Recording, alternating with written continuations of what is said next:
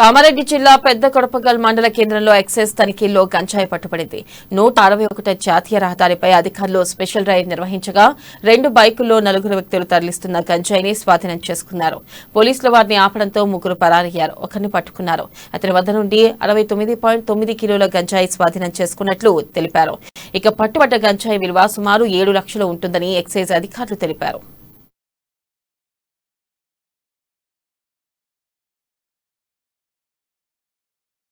ఈ రోజు ఉదయం సుమారు 1:30 స్టేట్ టాస్క్ ఫోర్స్ హైదరాబాద్ వారు మరియు ఎస్ఎస్ఓ బిచ్కుంద ఎక్సైజ్ స్టేషన్ వాళ్ళు కలిపి జాయింట్ రైడ్ నిర్వహించడం జరిగింది. జాయింట్ రైడ్ లో భాగంగా నిన్న రాత్రి పెద్దగొడపల్లిలోని ఫ్లైఓవర్ దగ్గర రూట్ వాచ్ నిర్వహించడం జరిగింది. రూట్ వాచ్ లో భాగంగా 4 వ్యక్తులు 2 బైక్ల పైన గంజాయి తీసుకుని రాగా వాడు పట్టుబడడం జరిగింది. 2 బైకులు మరియు 4 వ్యక్తుల్లో 3 వ్యక్తులు పారిపోగా ఒక వ్యక్తిని అరెస్ట్ చేయడం జరిగింది. ఒక వ్యక్తిని అరెస్ట్ చేసాం. సుమారు ప్రాపర్టీ 69 కిలోల 9 గ్రాములు దొరికింది. 2 బైకులు సీజ్ చేయడం జరిగింది. మరియు ఆ వ్యక్తి యొక్క ఫోన్